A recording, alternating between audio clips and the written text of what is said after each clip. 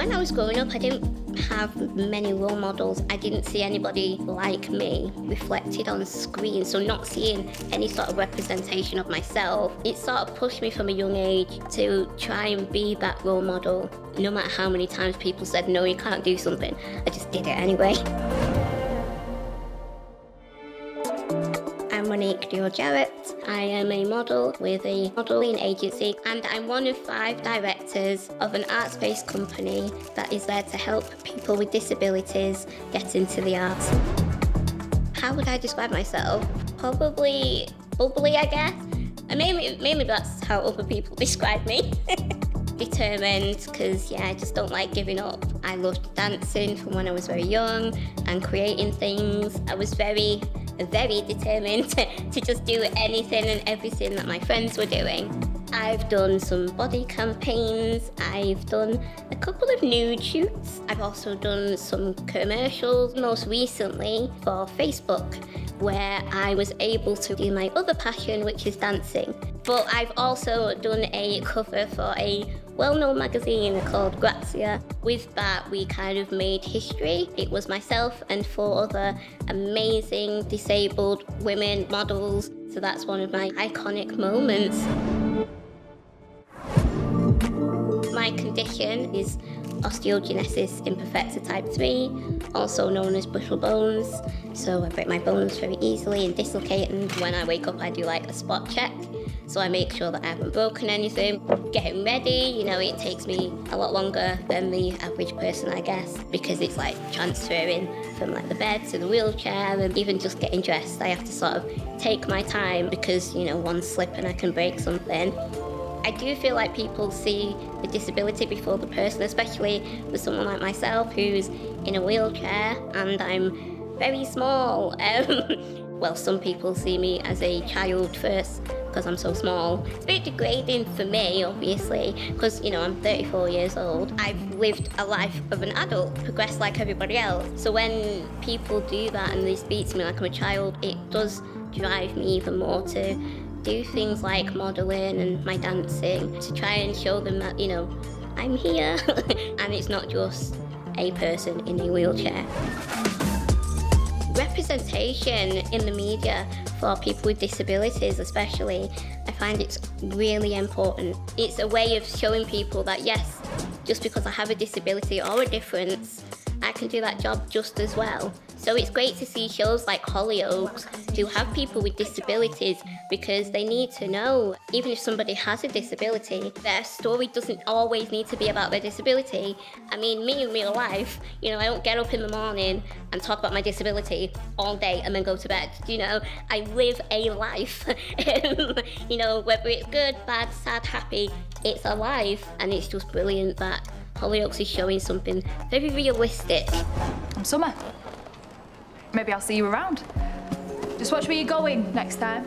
So Summer, she has this complete duality of being the very nice, very lovely person we see sometimes, and then quite villainous, and she's quite sinister, and she's dark, and she's evil at times.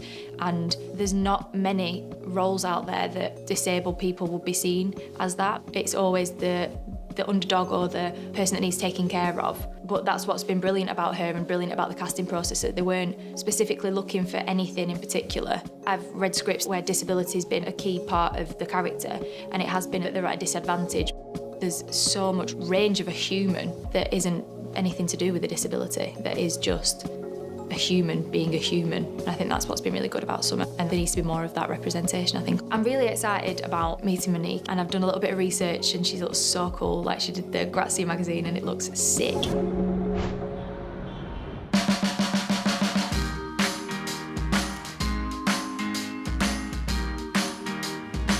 Hi Mo, thank you so much for letting us join your photo shoot today. So could you tell me a little bit about yourself? I always wanted to work in the arts, and I was advised by a lovely careers advisor. It is not a real career. They literally asked me, what else do I like to do? And I said, I love to travel. They said you should do tourism management and travel and tourism. Did it throughout, I don't give up. And then after university, I expected, like everybody else, like my peers, to be able to get a job. When I went to the job centre and I told them everything I'd done, and they literally turned around and says, you'll be too sick, too much, and nobody would really hire you, which was really disheartening after years of education. Yeah. So it just got to a point where, like, for about a year or so, I didn't do anything because it knocked me back so much. I decided to do my own little jewellery business for people with small stature. Through that, I was doing mentoring.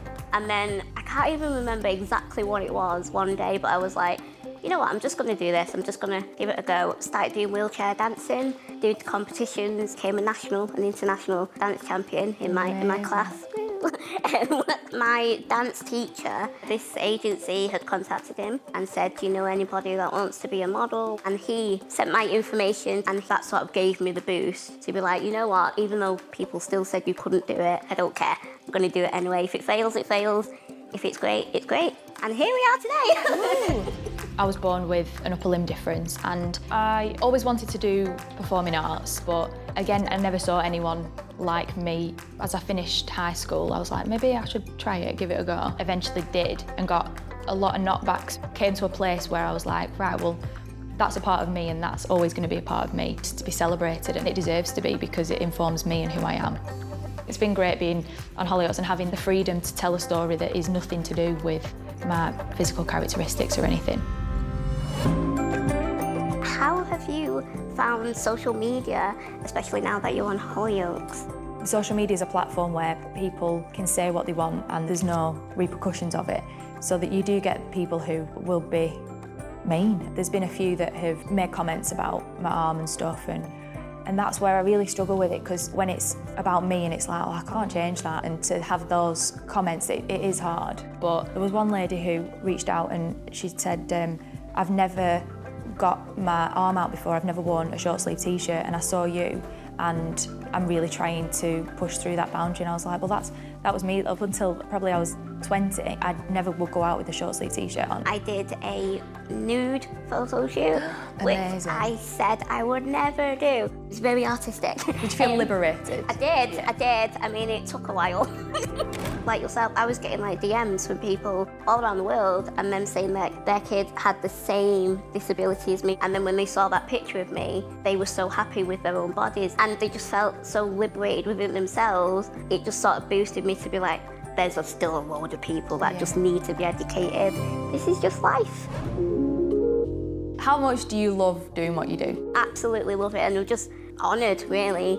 I got asked to do a photo shoot for a body confidence campaign, which I loved already, because I was like, what? From that day, seeing so many people with so many different disabilities just waltzing around in their swimsuit and not caring, I was like, this is what I need to be doing. How about you? How much do you love your job? I'm obsessed with it. Yeah. There's nothing else that I'd want to do, and I just get to do what I love every day. Oh, thank you so much for chatting with me. Oh, no, great, thank you.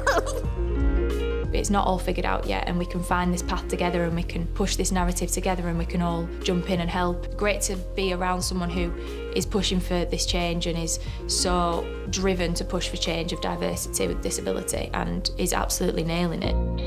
Representation in the media, it's a way of showing people that yes, just because I have a disability or a difference, I can do that job just as well. And that's what we need to teach society, that everybody that's different and has a disability or a difference, they got that job because they are good at it, and it's not because of their difference or disability.